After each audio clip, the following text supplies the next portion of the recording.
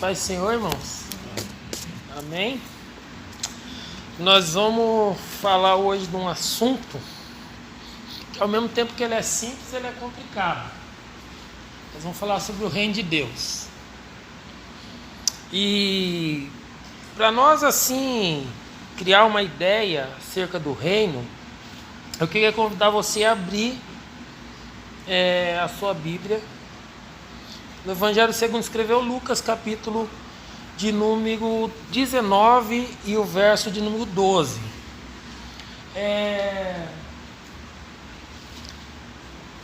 Eu não sei qual é a sua ideia acerca de reino, ou o que é o reino para você, qual é a sua interpretação de reino,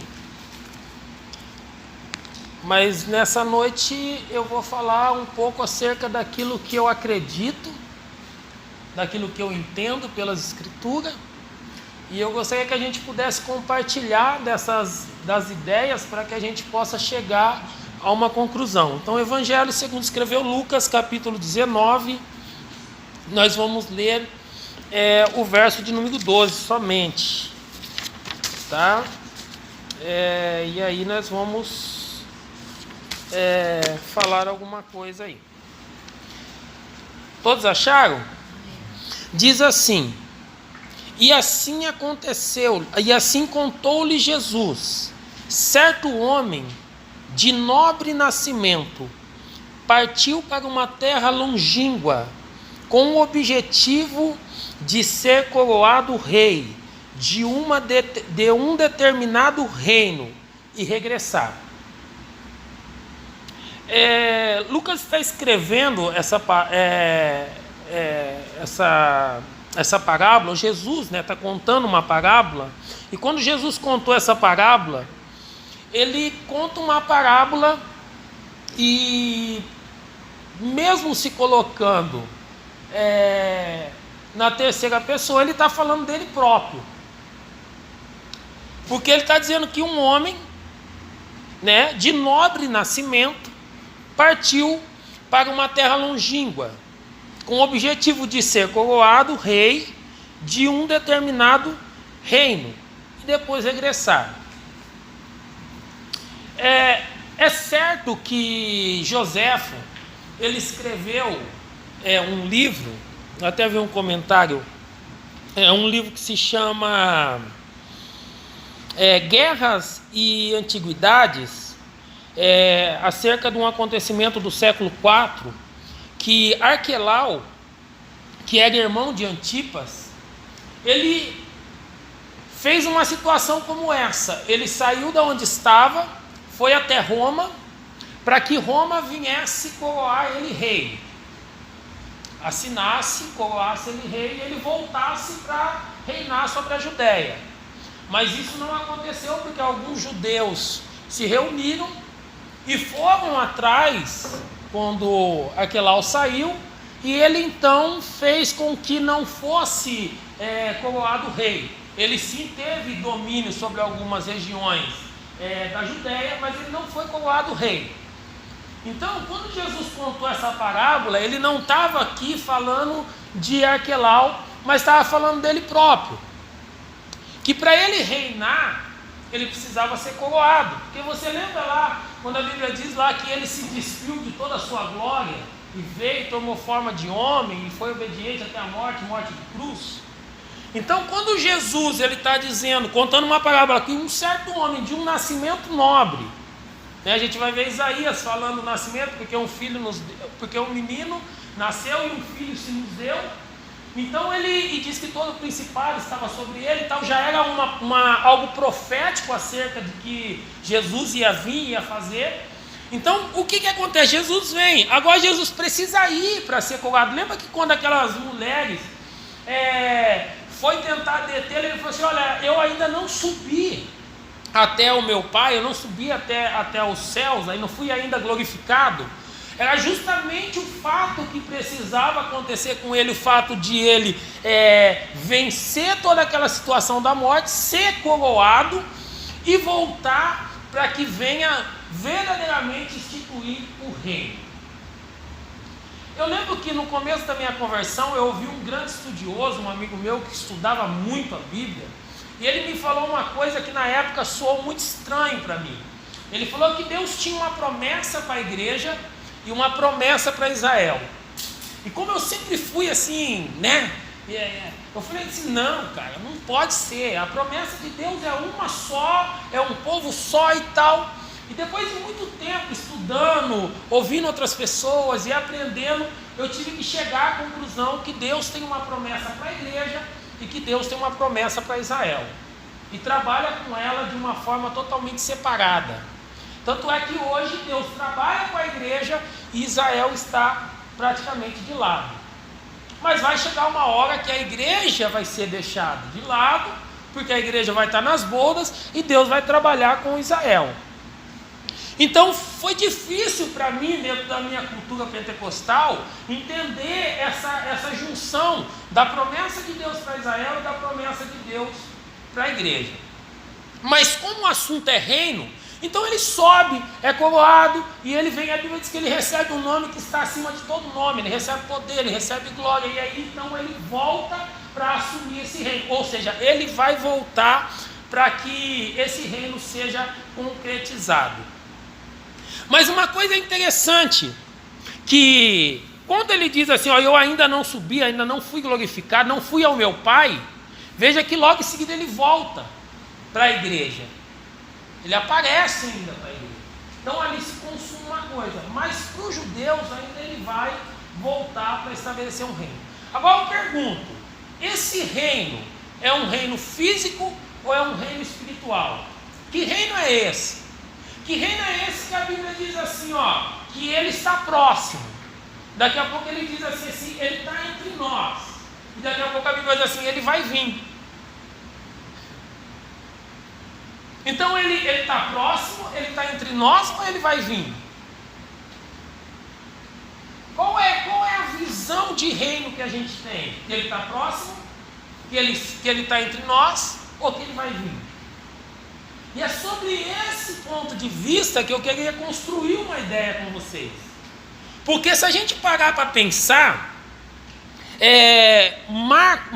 Mateus é o único dos evangelhos que quando vai escrever, ele não fala reino de Deus, mas ele fala reino do céu.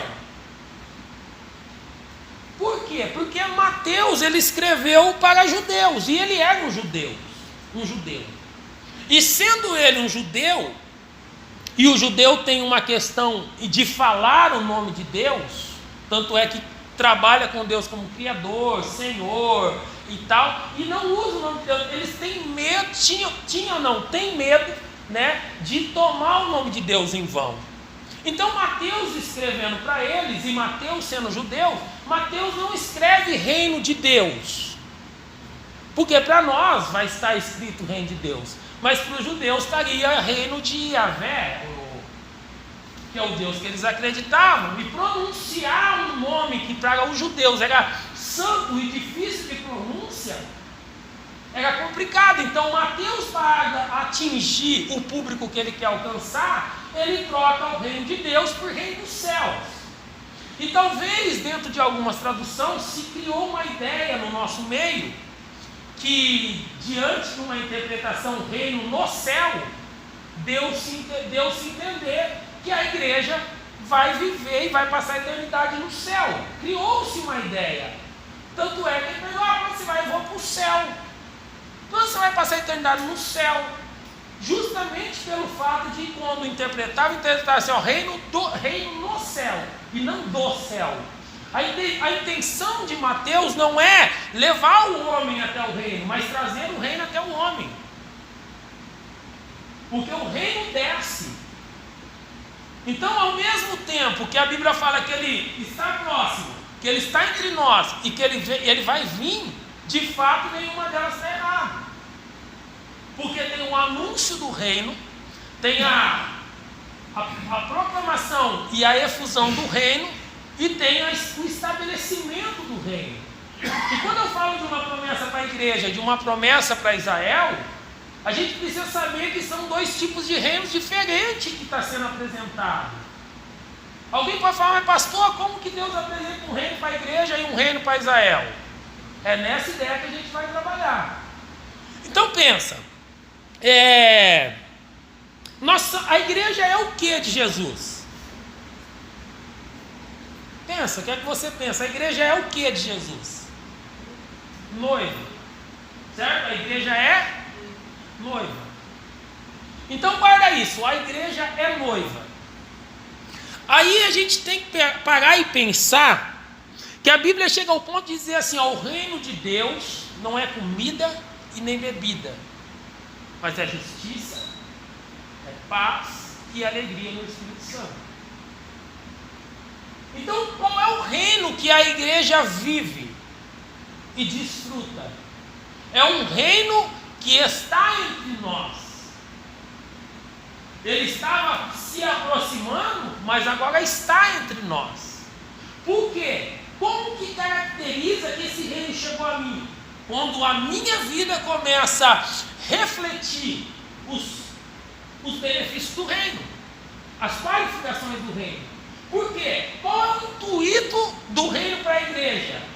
Mostrar para a igreja gentílica, judaica também, que esse reino está implantando um domínio. Esse reino que está chegando, e já chegou para a igreja, ele está implantando um domínio. Por isso que Jesus, na oração do Pai Nosso, ele diz assim, ó, venha o teu reino, assim na terra como é no céu. Qual é a ideia que ele está querendo passar na oração do Pai Nosso? Que o domínio que tem no céu de autoridade sobre todas as coisas também seja sobre a nossa vida. E o que é quando esse reino vem em nós e nós passamos a viver o reino? Quando o reflexo do reino começa a refletir sobre as pessoas, justiça. É uma das características do reino, justiça. Porque esse reino proposto para a igreja noiva não é um reino físico, mas é um reino espiritual. São autoridades de Deus sobre uma igreja, através de uma igreja. Mas como assim, pastor? Não parece estranho? Por quê? Porque o reino faz isso. Como que se constitui um reino? De um rei, certo? Mas esse rei, ele tem que ter uma rainha. A rainha é herdeira do rei, de tudo que o rei possui. Então, se você parar para pensar que você é noiva do rei, você herda com o rei o reino. Mas, pastor, o reino é espiritual, para a igreja é espiritual, para os judeus é físico. Por isso que quando Jesus vem, quem os judeus esperam não é um governo espiritual, eles esperam um rei que seja como Davi. Porque a promessa era, vai vir alguém, um sucessor do trono de Davi, um rebento da raiz de Jessé, que vai sentar no trono. Então, quando os judeus estão esperando, os judeus estão esperando um rei que venha com a característica do Davi, guerreiro, lutador. Por isso que os judeus esperam um reino físico. E quando a gente pega as profecias do Velho Testamento, esse reino que está sendo profetizado no Velho Testamento não tem nada a ver com um reino espiritual, mas sim com um reino físico. E quando se fala de uma profecia no Velho Testamento, essa profecia vem acompanhada de dia, o dia. Então você entende que esse reino físico, ele está caracterizado num tempo. E que tempo é esse? Um tempo de 1000 anos. Mas aonde a igreja entra? A igreja entra quando ela vive o reino espiritual, quando ela é justa, quando ela é uma igreja que expressa o amor de Deus, quando ela é uma igreja que vive na graça do Espírito Santo, na alegria do Espírito Santo. Então esse reino que é proposto para nós, é um reino que é proposto para mudar a nossa mente e maneira de viver. Ou seja, deixar com que aquele que é Senhor domine, governe, direcione. Você lembra de Abraão e Sara? Sara tinha a mania de chamar Abraão de Senhor. Não é Senhor só pelo fato de ele ser velho ou questão de respeito, mas questão de submeter a autoridade do marido. E quando Jesus propõe um reino, ele está propondo para nós: se submeta debaixo da minha autoridade. Então a gente vê a Bíblia dizendo assim: o reino está próximo, o reino está vindo, e a palavra reino, ela vem do grego basileia, e é tão interessante que quando Mateus começa a escrever dessa forma diferente dos outros evangélicos, justamente por causa dos judeus, ele está usando uma linguagem semita. Por quê? Porque é uma maneira que ele sabia se comunicar. Então a gente precisa entender as maneiras que Deus trabalha para revelar aquilo que ele quer apresentar para nós. E aí é lindo, porque se a gente parar para analisar esse reino, ele não vem só como justiça, como paz e como alegria no Espírito Santo, mas Paulo diz assim, ele vem não só com palavra, porque o reino de Deus não está constituído por palavra, gente. O reino de Deus, ele está constituído por essas três coisas e também pelo poder de Deus. Paulo disse assim, não vem, e olha só, Paulo chegou ao ponto de dizer, porque Paulo está dizendo para a igreja, ele não vem com forma aparente. Porque os judeus esperavam um reino aparente, com um rei aparente, com um trono aparente, e Jesus vem se manifestando um reino invisível, com um Deus invisível, com um poder que age numa dimensão interior e não exterior, vai se manifestar primeiro no interior e depois vai refletir no exterior, mas a intenção desse reino que ele apresenta é justamente a intenção de mudar dentro. O Dieguinho deu a aula passada aqui falando sobre a regeneração, e é tão interessante que enquanto não há uma regeneração, não tem como a gente viver a plenitude do reino. Eu posso entrar dentro do reino, mas eu preciso viver a plenitude do reino. Viver a plenitude do reino é viver tudo que o reino oferece. Agora, quer ver uma coisa interessante? Se hoje você sai daqui do Brasil e você vai para os Estados Unidos, e você chega lá, você quer pedir uma cidadania americana, é fácil? Não. Para você conseguir o green card, você tem que estar, ou ter muito dinheiro e abrir uma empresa lá, é uma das maneiras, ou você ter um tempo de moradia lá, ou você casar com alguém de lá. São alguns meios pelo qual você consegue o green card. Mesmo assim, você tem que passar por tantas coisas para eles analisar. E quando você recebe o green card, eles estão dizendo, agora você passou também a ser um cidadão americano. Qual é a proposta do reino?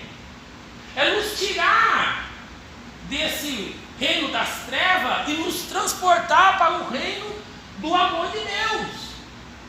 E como ele faz isso? Através do seu filho. Através dessa filiação que nós fazemos através da nossa fé. Então olhar para o reino, olhar para a manifestação, se ele está perto, se ele está próximo, se ele está entre nós, ou se ele vai vir, ao mesmo tempo que ele está perto, que ele está próximo, que ele vai vir, ele está todo ligado um ao outro. Mas eu preciso saber qual deles eu estou vivendo, ou qual deles eu vou viver. Então, olhando para isso, eu fico imaginando, como que esse homem que Jesus está contando a parábola, ele institui?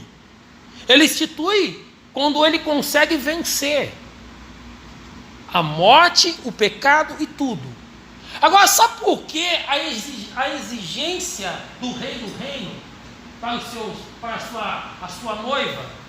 Não vou nem falar para os seus súditos, porque você vai entender a parte dos súditos quando a gente chegar na parte do judeu. Porque se ele é o rei e a gente é a noiva, então a gente vai estar praticamente na posição da rainha. Por isso que Apocalipse diz assim, a quem vencer vai reinar comigo.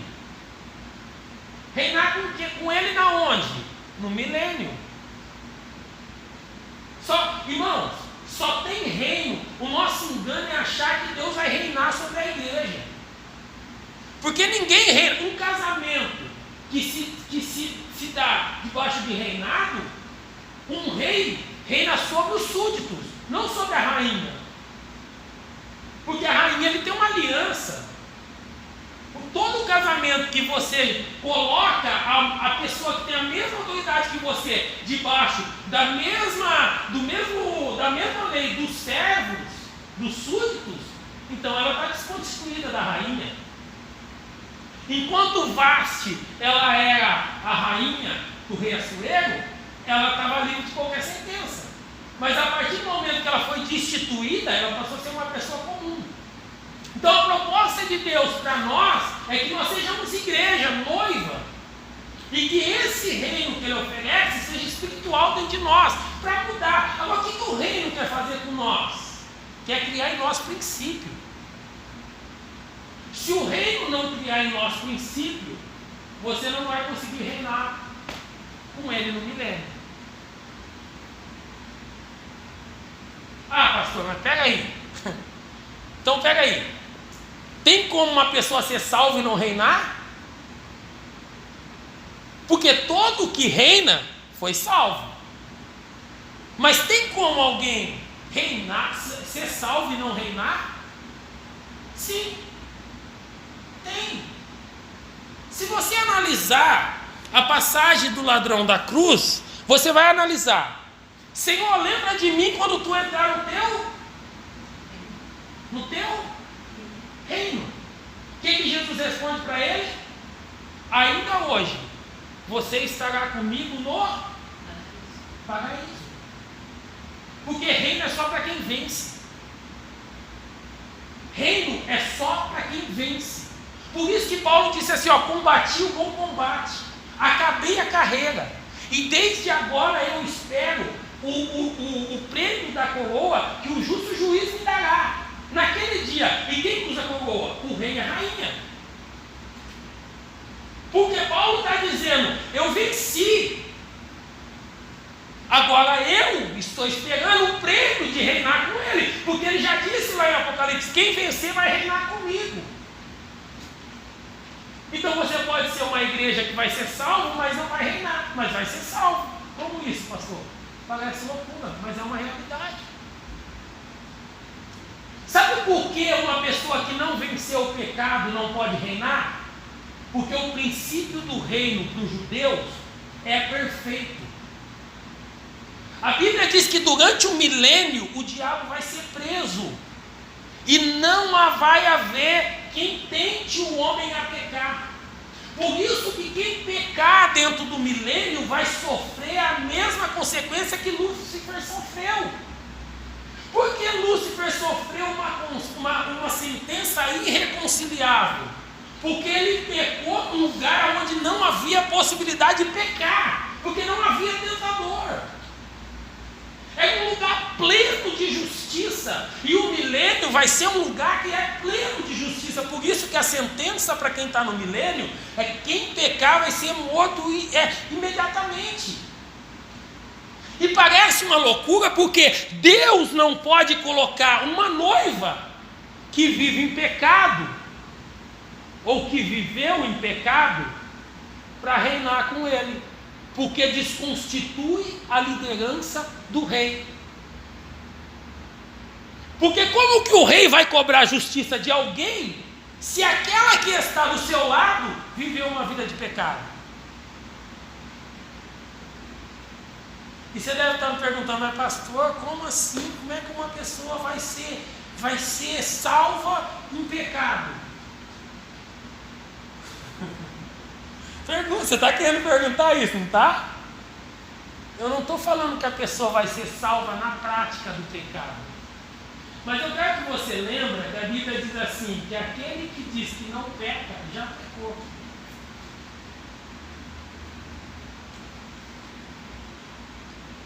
Por isso que a Bíblia deixa clara que a salvação é pela graça. Isso não vem de vós, é dom de Deus. Nada que você faça, além do crer, que você usa a fé, te leva à salvação. A salvação é pela graça. E a gente colocou tanta coisa para ser salvo. Você precisa disso, você precisa daquilo, você precisa daquilo outro. Aí ele fala assim, a salvação é pela graça, por meio da fé. Senão, como é que a gente vai explicar para pessoas que aceitou Jesus no hospital e morreu sem ser batizado? Como é que a gente vai explicar para uma pessoa que viveu uma vida de pecado como ladrão da cruz e chegou lá na hora da morte, na ânsia da morte, Jesus disse para ele assim, ó, ainda hoje você vai estar comigo no paraíso.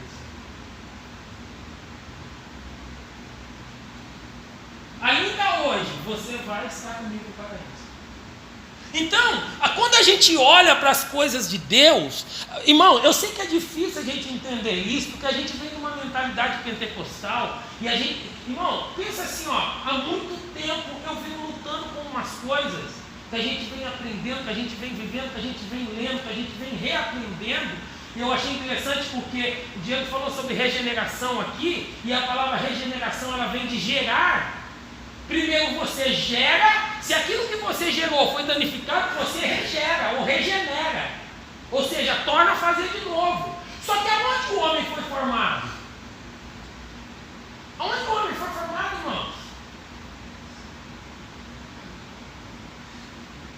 Aonde? O sopro de vida. O homem foi formado dentro de Deus. Antes mesmo de ele ser feito no Éden, ele foi formado dentro de Deus. Então, quando nós estamos propondo uma regeneração, não é voltar para o Éden, é voltar para onde a gente saiu, para o princípio, e o princípio é Deus. E tudo que começa em Deus, termina em Deus, seja para a salvação ou seja para a condenação. Tudo que começa em Deus, termina em Deus. Vinde benditos do meu Pai, possuir por herança o reino que vos está preparado. Bendito ou bem-aventurado são pessoas que venceram. Foram pessoas que chegaram para o pecado e disseram não. Não é pessoas que passaram a vida inteira na igreja dizendo assim, eu estou esperando um dia o Espírito Santo vir aqui tocar em mim. Não é uma pessoa que passou a vida inteira, mesmo crente, mentindo, caluniando, destruindo moralmente as pessoas. Porque você lembra que depois ele fala para os outros assim, apartai-vos de mim, maldito, porque eu não vos conheço. Mas Senhor, nós expulsamos demônios, nós fizemos isso, nós fizemos aquilo, nós fizemos aquilo outro. Ele falou assim, eu não vos conheço. Então, a ideia que se cria é que esse reino quer preparar pessoas que sejam justas. Sabe o que é justo? Sabe o que é uma pessoa justa? É que tem uma balança que tem uma medida só. Se eu tiver que tomar uma decisão que os meus filhos estejam envolvidos, a minha balança tem que ser justa. Como se eu estivesse tomando uma decisão onde os meus filhos não estão envolvidos.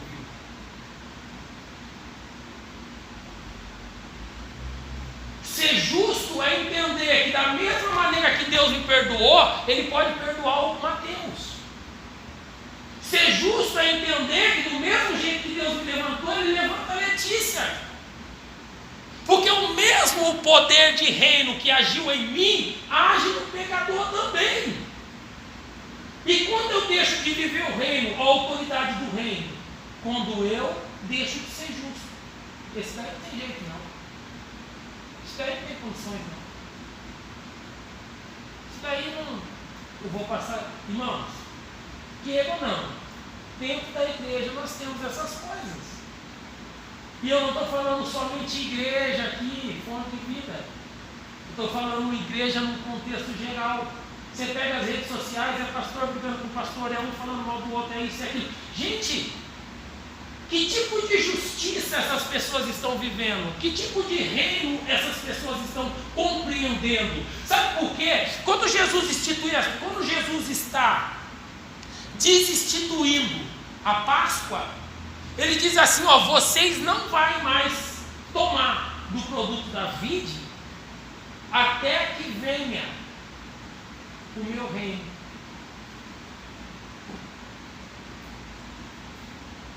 Até que venha o meu reino. Só que logo depois, ele pega o pão e diz assim: esse é o meu corpo que é partido por vós. Fazer isso todas as vezes em memória de mim. Depois ele pega o cálice e fala assim: esse é o cálice da nova aliança no meu sangue. Fazer isso todas as vezes em memória de mim. Por quê? Porque ele era o reino instituído. E ele está dizendo: se o reino estiver em você, com justiça, com paz e com alegria no Espírito Santo, com gozo do Espírito Santo, com a graça e o poder de Deus, você pode participar. Então, o que nos dá direito de participar não é o que a gente faz, mas é o que ele fez. Já parou para pensar que a gente oferece a ceia só para quem cumpre o nosso padrão? A gente oferece a ceia aqui só para quem cumpre o nosso padrão. É ou não é? Você tem que fazer isso, isso, isso. Não é isso? Para quem que Jesus instituiria a ceia? Quem estava na mesa com ele? Uma pessoa que traiu, a outra que negou, e os outros todos abandonou. Só João ficou ali, do lado de Maria. Gente, a Bíblia diz assim: eu não vim para os sãos, eu vim para os doentes. E a gente está impedindo os doentes de participar do corpo e do sangue. A gente está sendo tão injusto, porque a gente está falando assim: você não tem parte com Deus, porque a Bíblia diz assim: ó, se você não, aquele que não participa do corpo e do sangue não tem parte comigo. Mas por que essas pessoas não participam? Porque o nosso centro de justiça está dizendo para ela: porque isso, porque isso, porque isso, porque isso. Que tipo de reino que a gente está vivendo?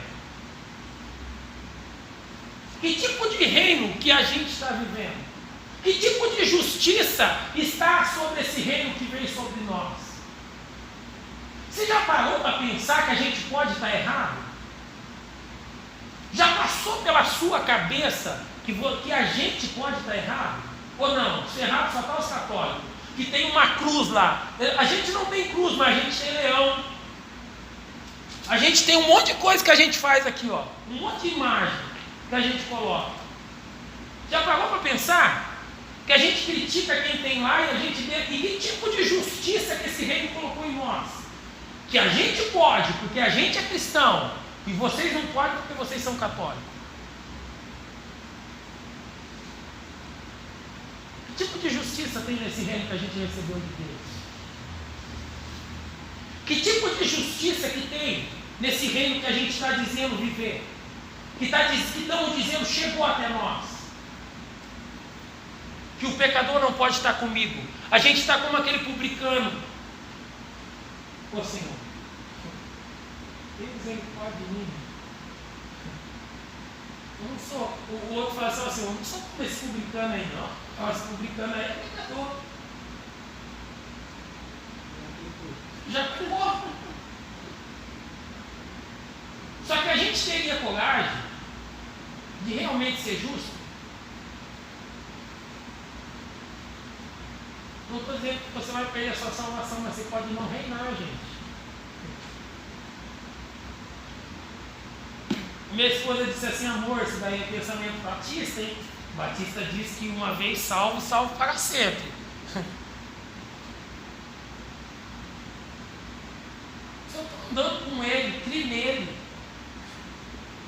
eu fico imaginando assim: meu Deus, que mais pode ser maior do que isso? O que mais pode ser maior do que isso? Então, falar de reino, pelo menos para mim, reino, a gente tem que ser justo, irmão. Independente de quem seja, se é grande ou se é pequeno. Ser justo é independente de onde eu estou, se é na igreja, no trabalho ou em casa. Ser justo é estar em qualquer lugar, porque o reino não está comigo só quando eu estou na igreja. Porque o que a gente pensa dentro dessa visão de reino físico, a gente pensa em algo assim, ó. E Deus está falando: meu reino está dentro de vocês, está com vocês, está no meio de vocês. Aonde você for, o meu reino tem que expandir. Porque quando você chegar, quem chega primeiro é o reino. É por isso que quando Jesus chegava num lugar, todo mundo já estava lá alvoroçado, esperando o que o reino podia propor: cura, libertação, milagre, um monte de coisa. Por quê? Porque isso é o reino. O reino não impede ninguém. As crianças vêm chegando, para, você não pode. Você não pode chegar perto dele e falar assim, deixa vir as minhas criancinhas, porque dela, dos tais, é o reino de Deus. Que tipo de justiça é essa? Que a gente impede as pessoas de entrar dentro desse reino? De viver essa mesma justiça? Que tipo de reino que a gente está aprendendo? Que tipo de reino a gente está vivendo?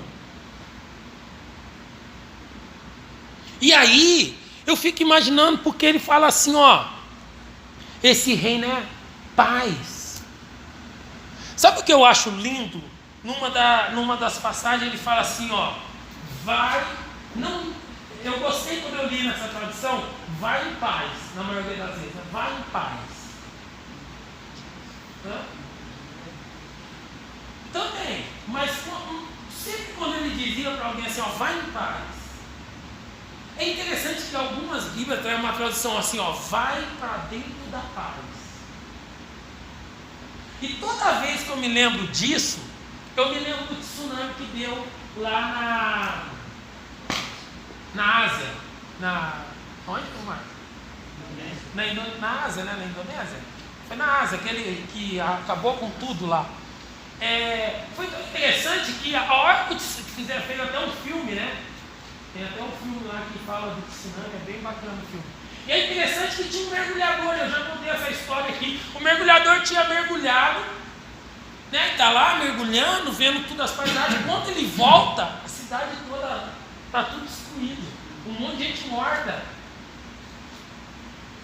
E quando eu vejo o Senhor Jesus dizendo assim, ó, vai para dentro da paz, é tipo assim, ó, vai para um lugar onde nada pode te atingir. Vai para um lugar que ainda que quando os mares se mexam, você está dentro da paz. O diabo vai querer roubar a sua paz, mas você está dentro dela. Não é ela que está dentro de você, é você dentro dela. E isso é muito interessante dentro do reino. A gente diz que está dentro do reino, mas qualquer coisa que acontece, a gente quer passar um facão. Que paz é essa? Que paz, que reino, que paz que esse reino está gerando em você? Então, a paz que o reino promove, ela é uma paz que gera em nós, independente de circunstância, confiança no rei do reino. E aí, a outra coisa, que dentro desse reino, independente de qualquer circunstância, há alegria no Espírito Santo. É interessante que a Bíblia diz assim, ó, alegria ou gozo, né? Alegria não está relacionado à circunstância. Por que você está alegre? Porque hoje é o meu aniversário. Por que você está alegre? Porque você está feliz? Porque hoje é o meu aniversário. Por que você está feliz? Porque hoje eu ganhei um carro. Por que você está feliz? Porque hoje eu fui promovido. Porque hoje eu ganhei um aumento de salário. Então a pessoa está feliz por causa de uma circunstância que aconteceu com ela. Mas a Bíblia está dizendo que o reino não promove felicidade, ele promove alegria. Porque a alegria não depende de circunstância, depende de quem está sentado no trono do governo da sua vida. A alegria não depende de circunstância, depende de quem está sentado no trono do governo da sua vida. Por isso que esse reino é tremendo. E aí, Paulo vem e dá uma dica. Esse reino, ele não é só de palavras. Sabe? Esse reino não é só de palavras, de falar, blá, blá, blá, blá, blá, blá, blá, sou crente, blá, blá, blá, blá, blá. Esse reino, ele tem que vir com manifestação do poder de Deus. E aí a gente pensa que às vezes essa manifestação do poder de Deus é para quem está fora, mas justamente é com a manifestação do poder de Deus também na nossa vida. Porque pensa, gente, quando Salomão chegou a um ponto, o ápice da glória de Deus no tempo dele, todas as nações verteram a Israel, a Jerusalém, para conhecer o Deus de Salomão. Israel se tornou o outdoor das nações do mundo, porque todas as nações queriam saber que Deus é esse. E o que ele está querendo dizer é que quando esse poder se manifesta em nós, quando o poder desse reino se manifesta em nós, as pessoas vão ver a manifestação desse poder e vão querer saber que Deus é esse que transformou a sua vida, que Deus é esse que mudou a sua história. Por isso que não adianta só falar, eu sou crente, eu mudei, eu sou pastor, eu sou isso, eu faço aquilo, eu faço aquilo outro.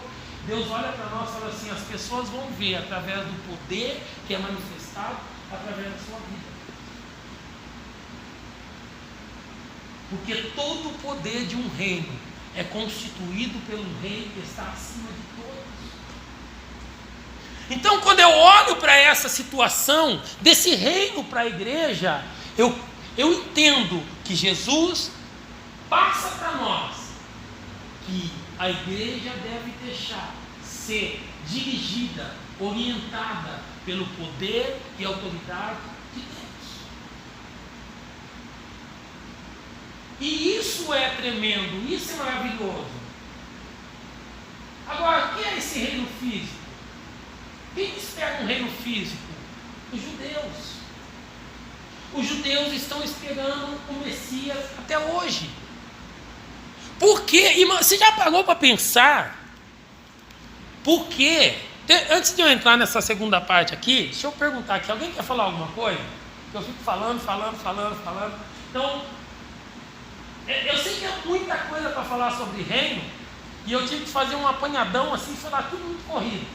Então assim, às vezes você pode perguntar uma coisa que talvez você não entendeu, e aí eu vou responder e isso vai acabar elucidando mais coisa ainda do que a gente poderia ter falado. Porque é muita coisa, gente. É muita coisa para falar sobre o reino.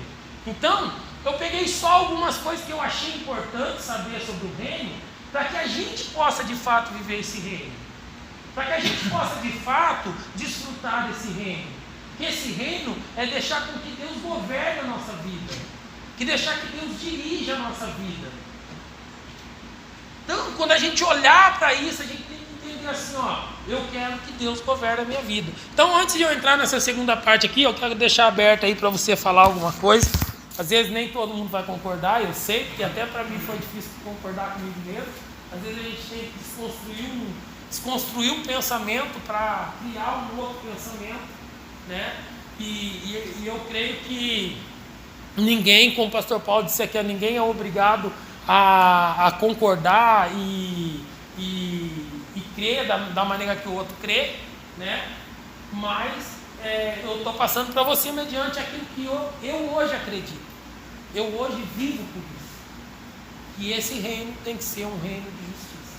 Que esse reino tem que ser um reino que Deus governa sobre a nossa vida. Então vou deixar aí para você falar e depois eu vou passar para a segunda parte de um reino físico aqui. Vai, David, você que está coçando. Mas vocês têm que ser rápido, senão daqui a pouco passa a hora eu não consigo nem falar do outro reino. Pode falar. Nós já estamos vivendo esse reino? O espiritual, sim. O espiritual, sim. Não é uma visão pós-tribulacionista. É uma visão pós-tribulacionista. Não. Eles acreditam que nós estamos vivendo o reino desde depois da ressurreição, certo? Essa é uma visão pós-tribulacionista. A visão do pré-tribulacionista é totalmente ao contrário. Que é a visão que nós temos de pré-tribulação. Nós estamos aqui nos preparando como noiva para poder viver o reino quando ele voltar. E nós vamos viver o reino quando nós casarmos. Quando tiver as boas. Essa é a visão pré. Agora, após, ela diz que já está vivendo o reino desde quando Jesus morreu ali na cruz, ressuscitou, se vive o reino. Então, essa é a visão que nós vamos ser arrebatados após a tribulação. Essa é a visão pós-tribulacionista. Eu queria saber se nós estamos vivendo o reino. Se está vivendo o reino, nós estamos misturando batista, com pós e com pé. Então vou explicar isso aí então. Olha só, o pré-tribulacionista acredita da forma que o pastor falou. Por que eu falei sobre duas promessas? Eu comecei. Eu não fiz a pergunta assim questionando, só fiz. Não, sim, mas é porque assim, como eu não tenho tanto tempo, eu não quis entrar nos pormenores, por isso eu deixei aberto, porque aí eu posso ser objetivo. Você entenda que eu estou Sim, só para dar uma eu já deixei essa parte aberta para mim ser objetivo no que vocês estão em dúvida. Então qual é a questão? O pós-tribulacionista, ele acredita que a gente está vivendo um milênio. E não é isso que eu disse. Por isso que eu comecei o estudo dizendo sobre uma promessa para Israel e uma promessa para a igreja. Já é o reino do milênio. Não. Eles é acreditam que é o reino do milênio. Só que olha só como eu comecei o estudo. Promessa para Israel e promessa para a igreja. O reino da igreja é um reino espiritual, que não tem nada a ver com o reino físico. Por isso que eu disse que ele é justiça, que ele é paz e que ele é a alegria no Espírito Santo, e ele vem com poder. O próprio Paulo disse assim, ele não vem de uma forma visível, mas invisível. Justamente porque a ideia que eles tinham é que o reino dos judeus, o governo dos judeus, já era para se fazer ali. Eles acreditavam na época de Paulo. Por isso que Paulo disse assim, olha, não, esse reino não é visível. Esse reino é um reino que está direcionado para a igreja. É uma promessa para a igreja.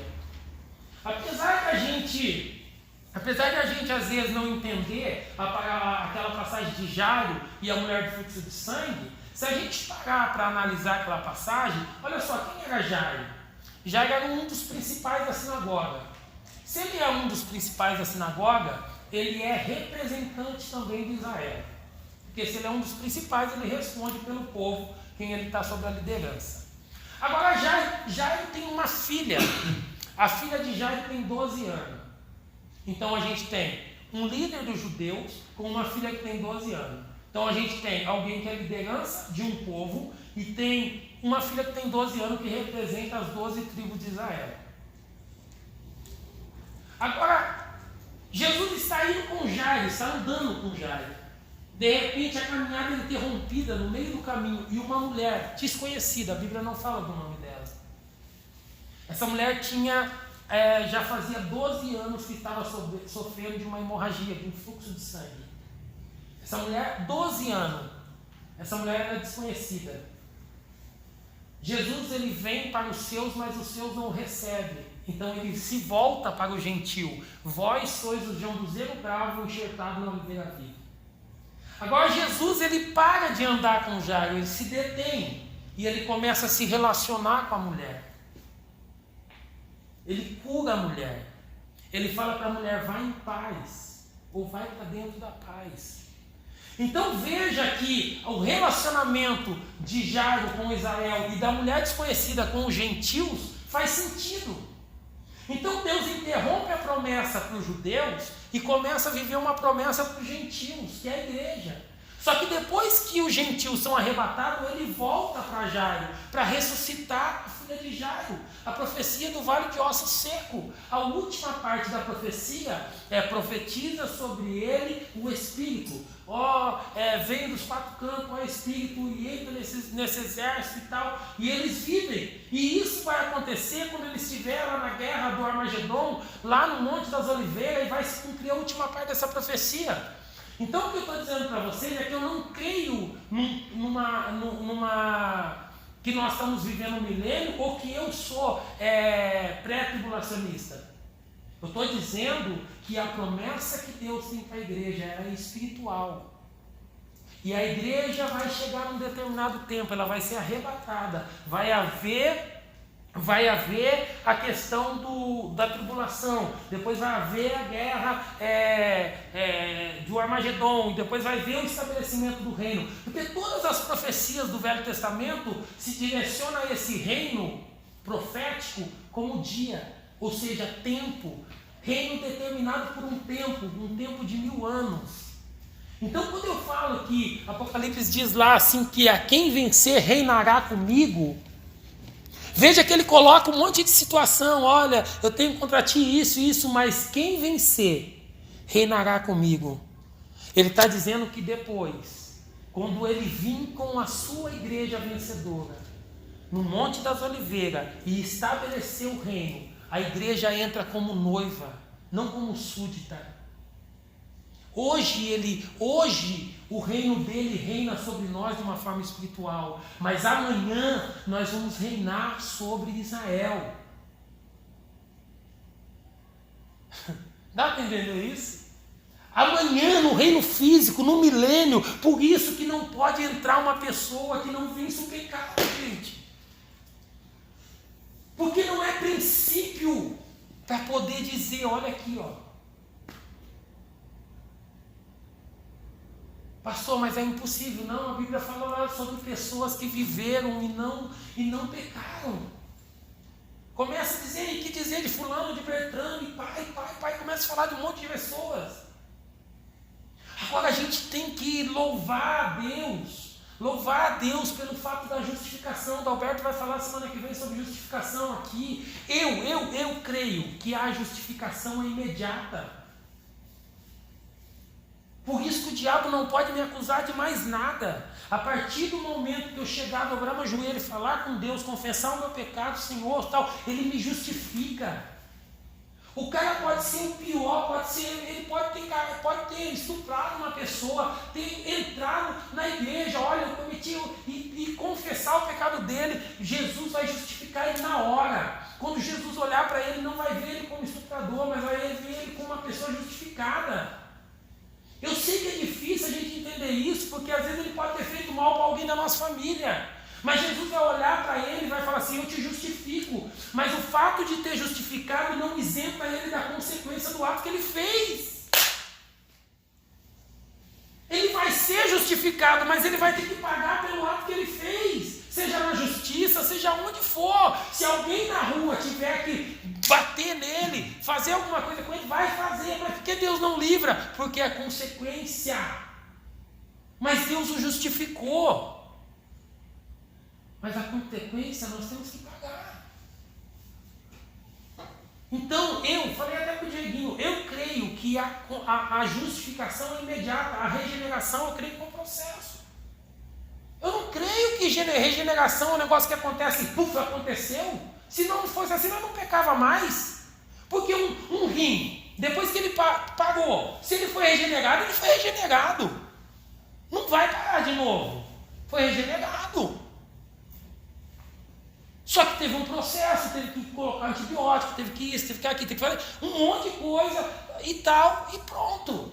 Então, é o meu ponto de vista. Eu acredito nisso. Eu acredito que a própria palavra regeneração é um processo. Você rasgou a carne, machucou a pele, um processo para essa pele, as células começar a se refazer, é um processo.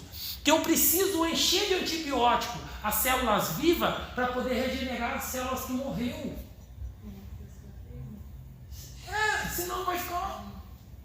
Você entendeu? Então, é o meu ponto de vista. Eu acredito muito nisso, que eu sou justificado imediatamente. Mas a regeneração, se fosse assim, não haveria pecadores entre nós.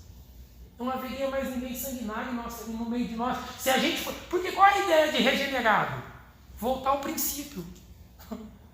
Voltar à origem. E qual é a origem? A origem é Deus. Então, se eu volto no Deus, eu sou como Adão criado no Éden. Criado antes do Éden e implantado no Éden, um homem que não peca. Aí sim, aí eu entendo. Mas, olhando para esse fato, pastor Valdomiro, a promessa para Israel, ela começa a voltar depois que a igreja é arrebatada. Aí a igreja vai passar por aquele processo de bodas, disso, daquilo e tal. E aí a gente vem com ele. E a gente reina um milênio para Israel. Aí o rei de Israel vem. E quando Jesus vem no Monte das Oliveiras, eles aceitam. Porque é isso que eles esperavam. Alguém que viesse triunfante, com um exército. Agora, o Jesus que veio na nossa época, ou na época dos apóstolos, ele veio como filho de um carpinteiro. Andava com um pescador, cobrador de impostos, com um homem pecador. O povo olhou e falou assim, como é que esse cara vai ser rei? Quando Pilatos fala assim, tu és o rei dos judeus, ele diz assim, tu o diz, porque a proposta ali é rei dos judeus. Tu está dizendo que eu sou rei dos judeus. Tanto é que Pilatos colocou lá, rei dos judeus. Mas por que então, se ele é rei dos judeus, os seus súditos mandou ele ser crucificado? Porque não tinha aparência de rei. Não veio na característica de rei. Por que escolheram Barrabás e não Jesus? Porque Barrabás estava preso, porque havia se levantado contra o Império Romano para poder livrar Israel daquele jugo que eles estavam vivendo. Então qual é a possibilidade de alguém ser rei aqui? É Barrabás. Porque esse Jesus aí ele só está com palavra, cura um aqui, é o cara da boa vizinhança. Não é isso que Israel estava procurando. Agora Israel está no meio de uma guerra. De repente vem alguém do céu abrindo os montes.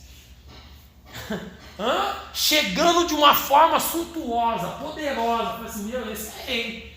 Esse é o mesmo Messias.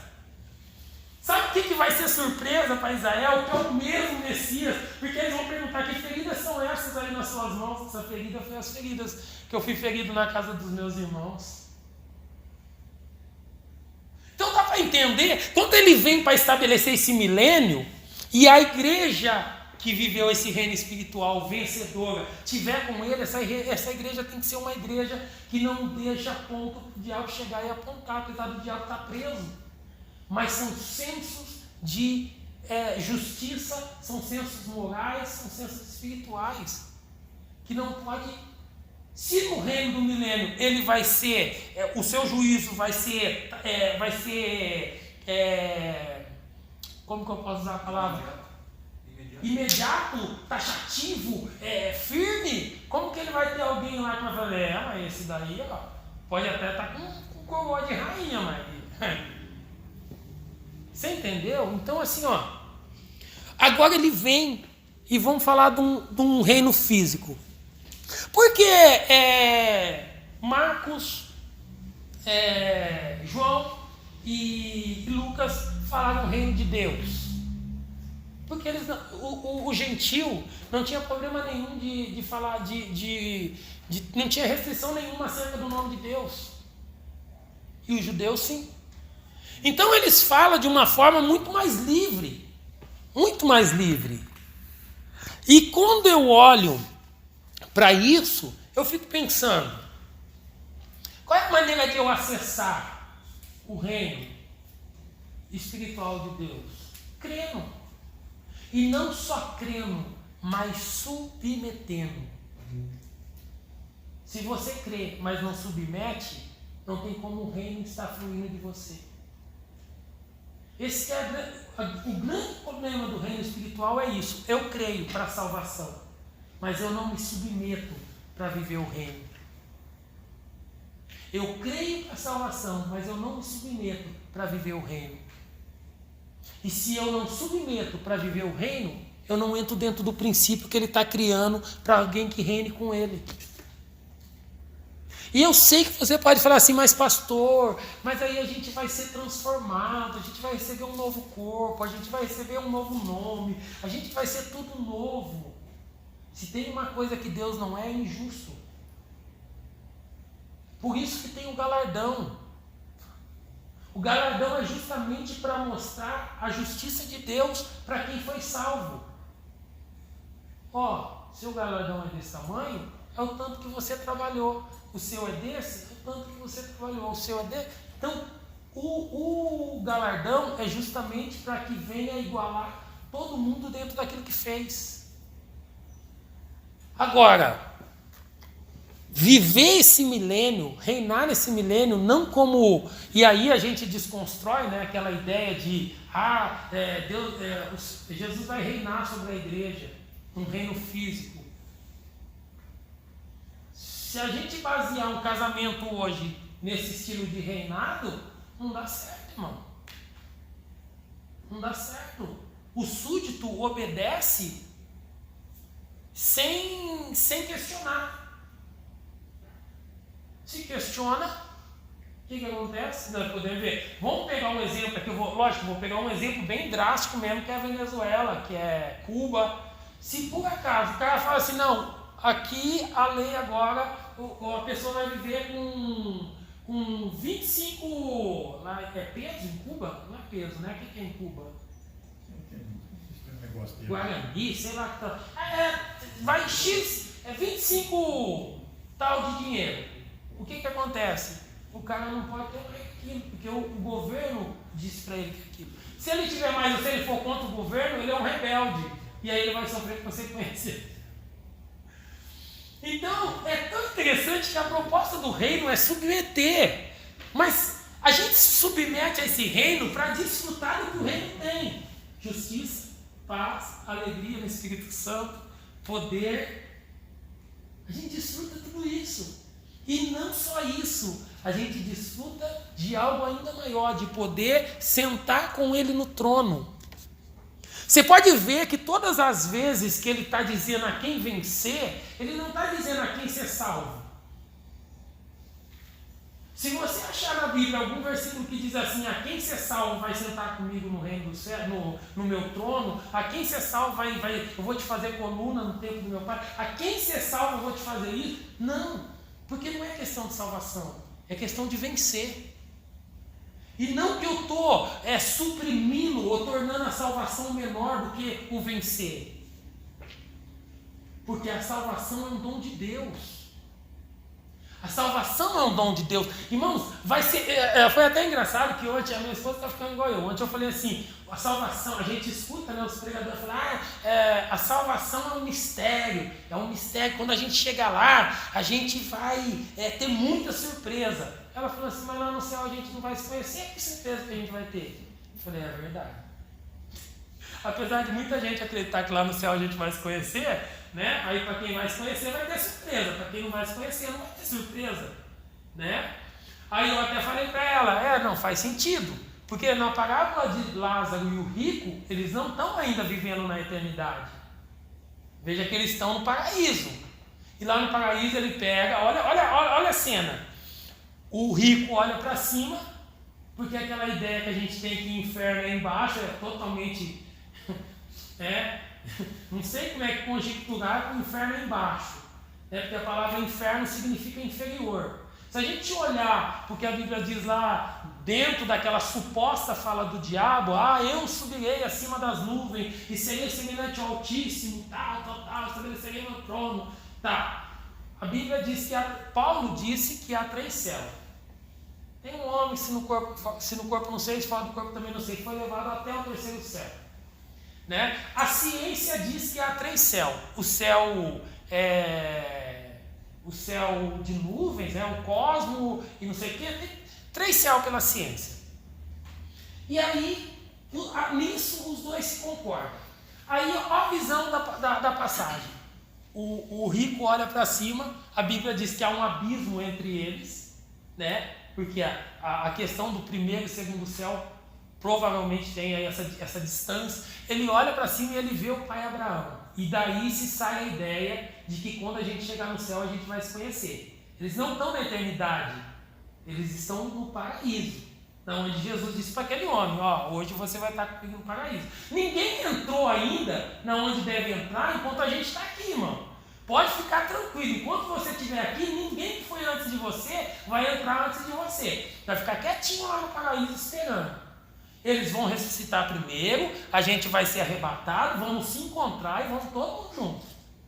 Não tem esse negócio que um vai primeiro que o outro. Então, olha a visão do paraíso. Pai Abraão, como é que Lázaro, que está morto no inferno, está olhando para o paraíso e está reconhecendo o Abraão? Porque eles estão no paraíso. E aí ele não reconhece só Abraão, ele fala, Lázaro está aí. Mas irmão, Lázaro era crente, a Bíblia diz assim que ele vivia mendigando na porta do rico. Da onde que mostra que Lázaro era crente lá? Esse mesmo mendigo que a gente vê às vezes mendigando, passando pela rua, esse mesmo mendigo, que a Bíblia diz assim, ele mendigava na porta do rico, na porta do Lázaro, na porta do rico. E agora ele está olhando, está vendo Abraão, que é o pai das nações, e está vendo o mendigo lá no paraíso, e está dizendo assim, pai Abraão, manda que esse Lázaro aí vem aqui e molha a minha boca, que molha o dedo, põe aqui na minha boca, que o negócio está feio. Aí ele fala assim, não, há um grande abismo entre nós. Quem está aqui não pode ir aí, porque já foi, já concluiu. E quem está aí não pode vir para cá. Aí olha como desbanca toda aquela ideia do inferno lá embaixo. Ô pai Abraão, então permita que eu desça lá. Descer lá na onde, gente? Então permita que eu desça lá, porque lá eu tenho ainda irmãos, tenho gente lá. Deixa eu descer lá e falar para eles. Olha a desconstrução do inferno lá embaixo. Deixa eu descer lá e tal. E ele fala assim, não, lá já tem os profetas. Se eles não creem quem está vivo lá pregando, vai crer no morto que vai chegar lá. Oh. Você entendeu? Por isso que a Bíblia diz assim, ó, que o diabo, os demônios, todos aqueles que não creram, o inferno vão ser lançados. Na onde? No lago de fogo. A ciência e a Bíblia se completam. A ciência diz que o centro da terra é fogo. Então a gente tem fogo, água e 7 camadas de minério. A ciência e a Bíblia se complementam. Então, o que ele está querendo dizer? Por que ele se conhece? Por que muita gente toma isso para dizer que a gente vai se conhecer lá no céu, na eternidade? Porque toma isso por base essa fato que eles estão se conhecendo. Mas no lago de fogo eles vão conscientes, porque eles precisam estar conscientes porque eles estão lá. Por isso que há choro só se dá no corpo físico, o espírito não chora. Ranger de dentes só se dá no corpo físico, não dá no espírito. Bicho comendo a pele não dá no espírito, só dá na carne. Então eles são conscientes, eles foram ressuscitados nesse corpo para sofrer a consequência de não ter aceitado. E eu estou acabando saindo do propósito do reino aqui. Vocês entenderam? Tudo isso só para dizer assim, ó, lá, na eternidade, do meu ponto de vista, talvez você ache que vai se conhecer, e amém por isso, que quando chegar lá você conhece todo mundo mesmo. E que todo mundo que você espera que esteja lá, esteja. Porque se não tiver, talvez vai ser uma decepção para você. Então eu prefiro já nem conhecer, né? Porque chegar lá e falar, meu Deus, aquele lá não veio, cara. Então eu não quero nem conhecer. Você nem ter, sabe aquele negócio assim de, você vai ter uma semelhança. Semelhança a gente vai ter com Jesus, o resto, né? Então tá. Aí ele vem agora para cumprir, lembra da promessa dos judeus? Agora ele vem para cumprir essa promessa. Então ele já tratou com a mulher do fluxo, que é a igreja. A mulher está curada, a mulher está limpa, a mulher está pronta. Agora ele vem com essa mulher que era doente, casado com ela, para reinar sobre um povo que espera um rei. E aí ele chega de uma forma triunfante e Israel se rende ao Messias. Ele vem exatamente como Israel gostaria que viesse, triunfante. E aí eles se rendem, reconhecem. E ele vem e estabelece o quê? Um milênio. Porque mesmo sendo reino, é temporário. Porque Deus da eternidade não quer reinar sobre ninguém. Porque reino fala de domínio. E na eternidade a gente não precisa de domínio. Na eternidade a gente tem espontaneidade. Prazer de estar na presença dele. Por isso que uma pessoa que mantém um casamento só por causa, eu preciso manter o casamento por causa de... Não, se não for por espontaneidade, por gratidão, por amor, por isso, não vale a pena. Então, o que vale a pena estar na eternidade? Fazer realmente por gratidão, por prazer, por espontaneidade, eu estou tentando lembrar a palavra aqui e não consigo, como é que fala quando vai falar? Quando vai dar da oferta lá, não é liberalmente, como? Voluntário. Todas essas coisas, sabe? Sem que tenha uma pressão. Porque se lá no céu ele precisar dominar sobre nós, então não tem esse relacionamento. Vai parecer que a gente está lá forçado. Mas lá a gente não vai precisar de força. A gente vai estar de espontânea vontade, assim, eu estou aqui, Senhor, porque eu sou grato ao Senhor. Você vai poder até falar, eu não merecia estar aqui, mas eu estou aqui porque eu sou grato ao Senhor. Então é lindo, porque, olha aí vai estabelecer o reino do milênio para os judeus. A igreja reina. E vai estar só os judeus? Vai estar só os judeus no milênio? Não. As duas testemunhas que vão pregar na grande tribulação vão arrebatar muitas vidas para o reino. vão arrebatar muitas vidas para o reino. Da mesma forma que quando o povo de Israel saiu do Egito, muitos egípcios saíram com Israel e se tornaram israelitas, como que eu vou falar, cidadãos israelitas, né, por decisão de opção de servir a Deus. Da mesma forma, muitas nações, depois de toda a atrapalhada da besta, do anticristo, de profanar o lugar santo e tudo, e ser destruído, e ser vencido, e ser o diabo amarrado, a besta, tudo acabado, muita gente vão aderir à pregação das duas testemunhas durante a grande tribulação, e elas vão estar vivendo dentro desse reino, e vão reconhecer o Messias como Deus, como Senhor. Porque lembra, se você pegar a história de Israel, você vai ver que sempre outras nações se agregou com Israel. Sempre, sempre, sempre. Você pode ver, estava no Egito, quando saiu do Egito foi gente com eles. Estava na Babilônia, quando saiu foi gente com eles. Sempre tem gente se agregando ao Deus de Israel. E na grande tribulação não vai ser diferente. Israel vai ser o outdoor de Deus para salvar vidas, que muita gente não acredita que na grande tribulação vidas vão ser salvas. Mas eu acredito. Não só daquela multidão de gente que foram decapitadas e não recebeu o sinal da besta, que a Bíblia diz lá em Apocalipse. Quem é essa multidão aí que vem aí, que estão debaixo do trono? Essa é a multidão, né, que foram decapitados, que vem da grande tribulação. Alguém vai dizer que são os mártires e tal, e tal, e tal, mas eu acredito que essas pessoas são as pessoas que vão morrer no meio da grande tribulação, porque elas não aceitaram a marca da besta. E elas vão estar ali pedindo justiça. Por quê? Elas não foram justificadas pelo sangue do Cordeiro, mas elas acreditaram na palavra que foi pregada. E aí elas vão automaticamente ser justificadas pelo seu próprio sangue, pela morte, vão ser mártires. E eles vão, a Bíblia diz que esses que estão debaixo do trono, a Bíblia diz assim, espera só mais um pouquinho, porque ainda tem mais alguns ainda que vão chegar, e daqui a pouco vocês vão ser justificados.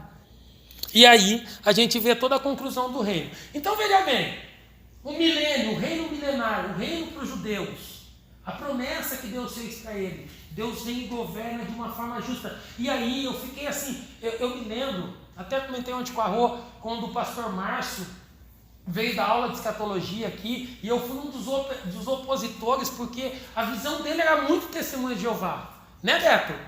Eu falei assim, meu Deus, como assim e tal? E depois ele foi falando. Eu falei, menino, não é que esse cara tá certo. Não é que esse... Porque a questão do testemunho de Jeová é que eles levam o milênio como a eternidade, não é? Mas o que o pastor Márcio estava explicando, durante o milênio, o menino vai brincar com a casca, com a serpente, né? O leão e o cordeiro vai pastar junto, porque no milênio não vai haver maldade, não vai haver esse mal. Então, a proposta do milênio é que as coisas sejam plenas, como no Éden. Os animais vão conviver juntos, os seres humanos vão conviver juntos, sem sentimento de inveja, de ódio, de vingança, de nada, porque é o milênio. O diabo está preso, só o Senhor Jesus e a sua noiva reina sobre Israel e sobre o povo que ali está agregado a Israel. Só que tem uma coisa, a Bíblia diz que quando estiver chegando no finalzinho do milênio, o diabo vai ser solto por um pouco de tempo. Por quê? Porque o plano da eternidade ninguém pode passar somente pelo fato da bondade. Uma pessoa que está vivendo só na bondade, nada acontece de mal com ela, ela não tem motivo. Não foi esse o caso de Jó? O que o diabo falou para Jó? Falou para Deus de Jó. Mas também, o Senhor tem cercado ele de bênção, o Senhor tem abençoado ele, o Senhor tem feito isso. Como que um homem desse vai falar, não vai querer servir um Deus desse? Para. O Senhor tem abençoado ele, coberto de bem. Não tem como Jó ser ingrato com o Senhor. Aí o que Deus fala? Vai lá e toca em tudo. E a proposta de soltar o diabo no final do milênio é justamente essa. Eu quero descobrir o que tem no coração desse povo. Será que eles estão me servindo porque eu estou sendo um rei bom para eles? Ou será que é porque realmente eles se submeteram ao meu reinado?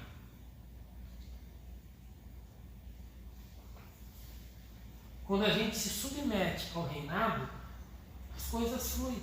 Então o diabo vai ser solto para que aquelas pessoas que estão vivendo no reino milenar prove, não para Deus, mas para ela mesma, que elas não estão servindo porque Deus fez tudo de bom para elas, porque agora o Messias está no meio delas. Elas estão servindo porque Deus moveu e mudou o coração delas, e elas servem com todo amor, e não é circunstância que vai afastar do reino que ele prometeu.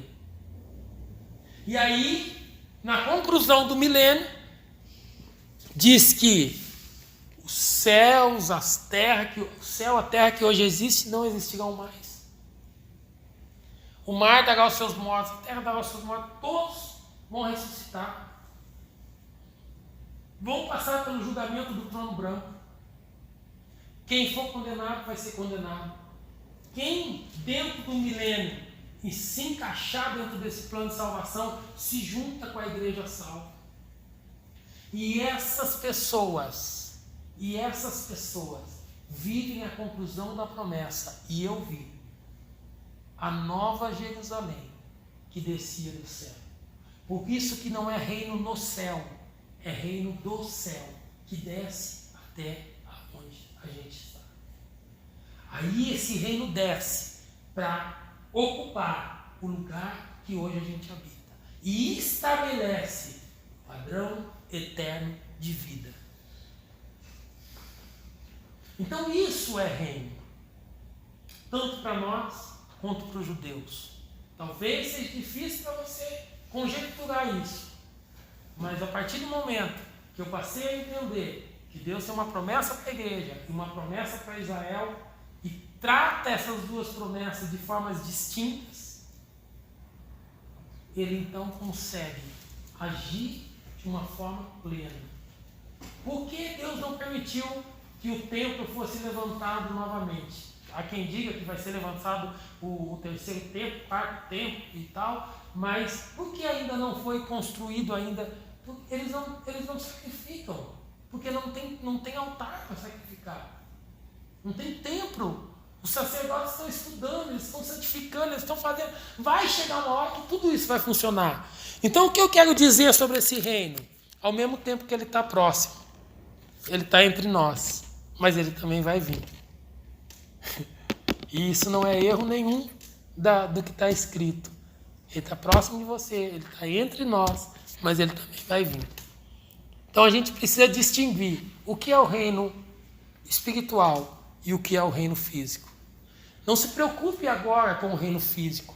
Se preocupe agora com o reino espiritual. Tenta ser o mais justo possível. Se você encontrar alguém do seu lado sendo injustiçado, entra na causa dele. Faça como um bom samaritano. Pega essa pessoa, traz para você. Chegamos de ferir as pessoas. Chegamos de querer colocar as pessoas para fora do reino. O reino não é só seu, o reino é nosso. O reino é nosso. Vamos se submeter a esse reino, vamos ser justos de verdade, vamos ter paz de verdade e vamos ser alegres de verdade. Então você pode ter certeza que a graça e o poder de Deus vai ser manifestado através da nossa vida. Não vai ser só palavras quando você viver justiça, mas vai ser poder de Deus, como eu disse. Não está constituído em palavra, mas em poder, em sinal de Deus na nossa vida. Amém? Se alguém quer perguntar alguma coisa aí, nós temos ainda 5 minutos. Temos que perguntar e responder. Entenderam alguma coisa? Vai, Leonel, você não perguntou nada, eu sei que você quer perguntar. Eu sei que você quer perguntar, Léo. Fala. Não vai, Léo? Entendeu o reino, Léo? Amém? Pastor, Fala. eu vou voltar ali, que é uma coisa que eu acho, pelo que a palavra do Senhor fala, eu entendi bem, tudo bem, tá? Assim, sobre o inferno, eu acredito que é embaixo. Porque quando o Senhor fala assim, que quando ele ressuscitou, que ele tomou a chave, ele desceu, ali fala que ele desceu aos lugares baixos. Então eu acredito que é embaixo, inferno. Uma vez nós estudamos sobre isso daí, numa das nossas aulas aqui, que ele desceu e pregou aos cativos, né? Só que assim, ó, vamos pensar aqui, ó, na horizontal, né?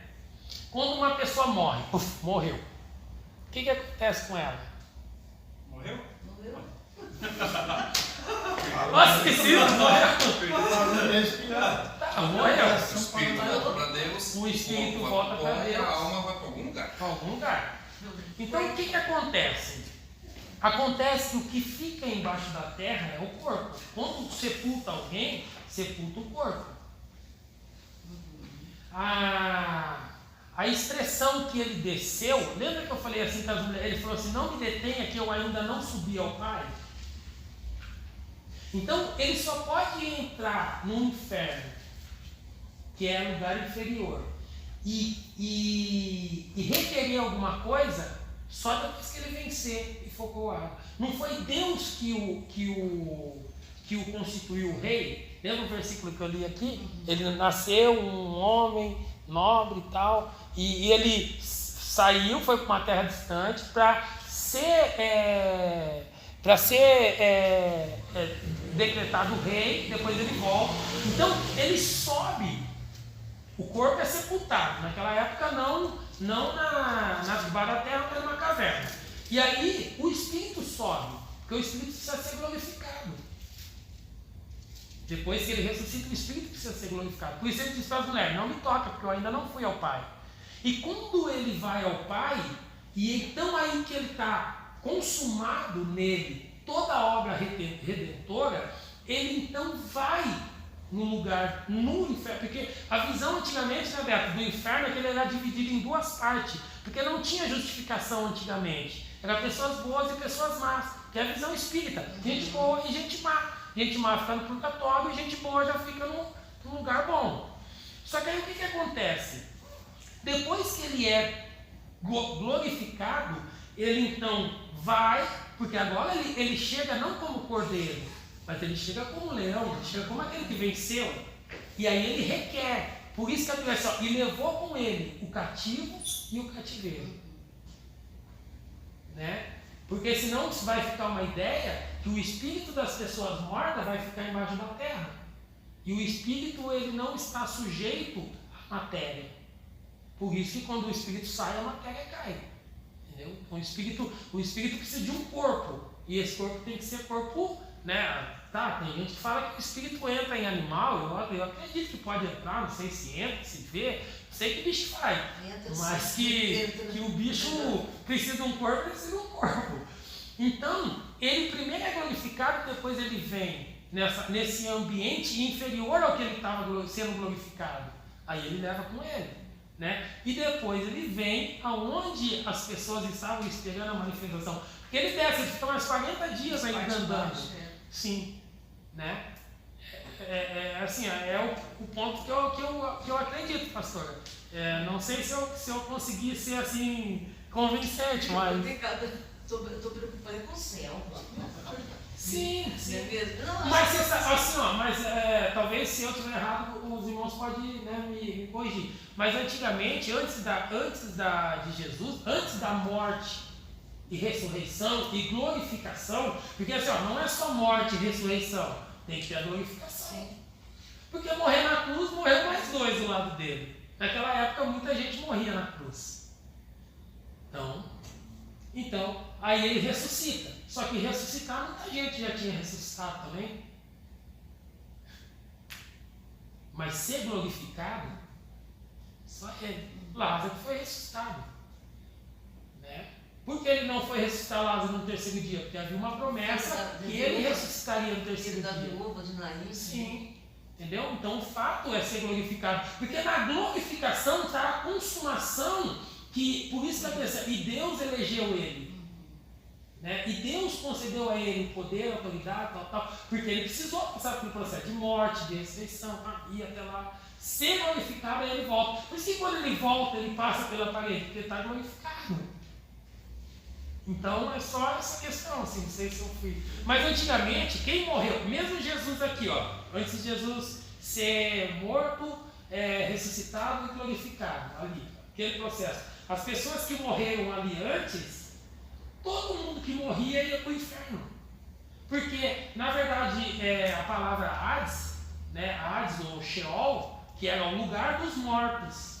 Né? Então todo mundo, independente de bom ou mal, ia tudo para o Hades. Né? E lá eles eram separados assim: você é bom, vem para cá, você é ruim, você vai para lá. Né? Mas depois todos aqueles que não aceitaram Jesus, o diabo, o demônio, a besta, o dragão, tudo, eles vão ser lançados no Gema, né? Que é o lago de fogo. É isso, Beto? Mais alguma pergunta, irmãos? Eu acho que eu não quero fazer uma pergunta. Então vai que nós já passamos. Quê? Eu acho que não é uma pergunta, mas é um comentário. Eu vim bem curiosa, porque a pergunta é simples: o que é o reino? Né? E complicou. Eu acho que tô cansada. Eu acho que é muito simples, ficou complicado, foi me dado muita informação que eu estou aqui viajando. Eu acho que eu preciso falar sobre milênio agora. Porque eu não sei muita coisa. Mas então, assim, o que é o reino, pastor? Eu só falei do milênio para a gente entender do reino físico. Tá, aí tá? assim, eu vim com a seguinte pergunta: tipo, o que é o reino? Eu sei que o reino não é comida e ele não é bebida, mas ele é justiça, alegria e poder de Deus. Eu queria ouvir falar mais disso, porque isso é o reino, entendeu? Então, assim, eu já sei o que é o reino para os judeus e eu já sei o que é o reino para mim. O reino é fazer transparecer de dentro para fora. É que as pessoas reconheçam em mim quem é o meu rei. E o pastor comentou sobre como que Deus vai reinar sobre a igreja. E colocaram colocou o casamento como exemplo. O Dodô reina sobre mim. Eu tenho que me submeter ao meu esposo. Não, e não submissão, então, mas submissão não é reinado. Sim, mas a comparação foi feita. Não, então, sim, assim, mas assim, mas nós somos rainha e eu não governo igual o meu marido. Não foi isso que eu falei. Diferente. Olha só, a igreja reina com ele, mas ele é o rei. Só que assim, ele não reina sobre a igreja. Porque ninguém pode reinar sobre aquele que não está espontaneamente. Isso. Entendeu? O dia que você não estiver espontaneamente dentro do seu casamento, o reino não vai te manter lá. Seu esposo vai falar assim: você não faz mal, você vai ficar comigo pro resto da vida. Se você não quiser, fala mal. Então, e é sobre isso que eu achei que nós íamos falar mais, sobre justiça. Eu vim curiosa em saber o que é justiça. Eu falei mais justiça do que qualquer coisa, deve ter constrangido tanta justiça. Então, e assim, isso que eu fiquei mais assim, tipo, mais sedenta, em saber mais realmente sobre como viver realmente esse reino aqui, hoje, Você viu o tanto de coisa sobre justiça que eu falei? Aí sobre justiça. Aí o pastor comentou que eu fiquei, né, hoje eu me questiono um pouco. Porque parece que está muito fácil ser cristão. Digamos assim, a gente tira as pessoas de CA. Isso também é uma coisa que sempre me machucou muito, ainda mais quando você é adolescente. Porque adolescente, o jovem, ele está sempre ali vacilando, pisando fora da faixa. E quando eu chegava a Santa Ceia, que era uma única vez no mês, eu não me achava digna de fazer parte de Deus, mas ardia o meu coração porque eu era de Deus. E ao mesmo tempo eu sofria, porque dá a impressão que eu não podia participar, justamente porque era condenado, né? Tipo, você pecou e tal. Aí, assim, o pecado, nós vamos morrer não pecando, porque nós, como o pastor disse, se alguém diz que não há pecado, nós vamos viver na convivência do pecado. Mas todos os dias lutando em ser como Cristo. Vencendo em algum momento nós vamos ter que ser, porque senão nós seremos salvos. Então, isso que ficou, entendeu? Tipo assim, como assim? Você vai ser salvo ou vai reinar e ao mesmo tempo só reina quem não tem pecado? Eu acho que é isso não que é quem não tem pecado, mas quem vence o pecado. Também a pessoa é tentada pelo mesmo pecado, mas ela vence. Não se submete ao pecado. Você tem a opção hoje de mentir e falar a verdade. O que você vai fazer? Se você tiver acabado de mentir e Jesus voltar, qual é a situação que você se encontra? Você não venceu. Não existe uma pessoa que vence 100% do pecado. Como? Nunca vai existir alguém que vence 100% do A pecado. Bíblia deixa claro que sim. Não. Cita Elias, que teve as mesmas paixões que nós, Jesus. A Bíblia fala na galeria de Zelóia, fala que dizer de Jefté, um monte de gente. Um monte de gente. Porque o pecar. Elias errou. O E ele desobedeceu o Senhor. Tipo, ele foi lá e se escondeu. Deus não mandou ele fazer aquilo. E eu não Mandou hoje acredito. come que ainda tem coisa para fazer. E eu não acredito. Não, Eu mas acho aí é que Isso foi desobedecer. Ô, Luan, é assim, ó. Isso é opção, porque uma das coisas que foi implantada na igreja que não é certa é que Deus te obriga a fazer alguma coisa. Então, Elias não está obedecendo nada, é livre-arbítrio. Sim. O dia que Elias falou, eu não quero fazer, eu não sou melhor que meus pais, beleza. Só que quando Deus falou para ele, então você vai lá, unge Hazael, rei da Síria, unge Jeú, rei de Israel, e unge Eliseu, profeta no teu lugar. Ele foi, cumpriu e pronto. Então ele não foi desobediente, ele só não queria mais. Tanto é que a indagação dele é, eu não sou melhor que os meus pais. Mas Por ele isso tinha que uma ele- palavra, Deus disse para ele que ele tinha que ser profeta. E Sim, se mas ele ele diz, foi. eu não quero ser, ele está desobedecendo a uma palavra. Não, de maneira nenhuma. Tá, vamos voltar ao pecado. Porque aí é imposição. É imposição. Por isso que Deus não pode reinar sobre a igreja na eternidade. Porque se ele reina sobre a igreja, ele impõe, pronto, acabou. Você tem que fazer e deu. E aí você não tem direito de Mas dizer é para sim isso ou que a gente não. está vivendo, tipo assim, para Jesus ser o nosso rei. Então, se ele é nosso rei, ele tem que reinar sobre nós. Isso é lógico. Sim, mas o A gente reinado, tem que renunciar. o reinado que a gente vive hoje no espiritual é justamente isso, ser justo, você ter paz e você desfrutar da alegria do Espírito Santo. E você manifestar o poder de Deus. Então essa que é a questão. Entendeu? Por isso que eu falei que o reinado de hoje é espiritual. Se você conseguir viver esse reinado, Isso é muito simples. não é simples, não é. Como não é simples Não é. um cristão? Tem muita um gente cristão que tem tem- que ser espiritual. Nós tem- temos que levar o reino como. Eu sei que o reino não está aqui agora, porque esse mundo não é perfeito. Só, se fosse tão simples, Ele é espiritual. ó, se fosse tão simples, muitos cristãos hoje poderiam ser justos. Não foram. Não, mas aí não é uma questão de não ser simples, é uma questão de não querer obedecer, porque é muito simples. É muito simples Pra mim eu acho simples, porque a Bíblia diz que o freio é só pra boca do cavalo, né? Pra boca do. Então, assim, o evangelho é como um freio na nossa boca.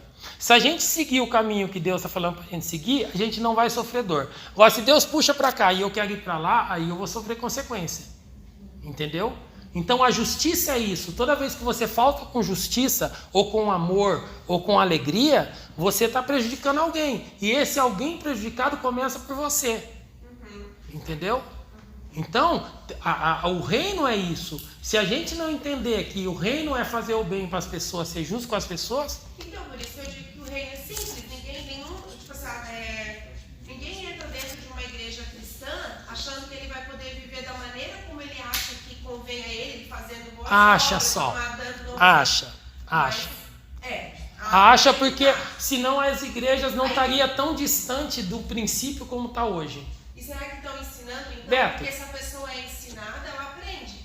Ou ela desobedece. Ela tem dois caminhos. Ou ela aprende e desobedece, ou ela aprende e obedece. Eu posso falar uma coisa para ti? Pode. A gente teve escola de obreiro aqui, pelo menos nos anos, desde quando eu entrei, eu acho que eu peguei 2, 3 anos da escola de obreiro. E muitos obreiros fizeram a escola de obreiros. Se 2% colocar em prática tudo aquilo que aprendeu, é para essa igreja ter pregadores fantásticos. Tá? Quantos betos foram formados? Praticamente todos os obreiros da igreja passou pela escola de obreiros. Está uns 80, 100. Você entendeu? Era para a gente ter pregadores, não só pregadores, era para a gente ter líderes. Estou colocando, mas era para a gente ter pessoas. Se a gente colocasse em prática tudo que a gente aprendeu na escola de obreiros, gente, era para tal, ó. Entendeu?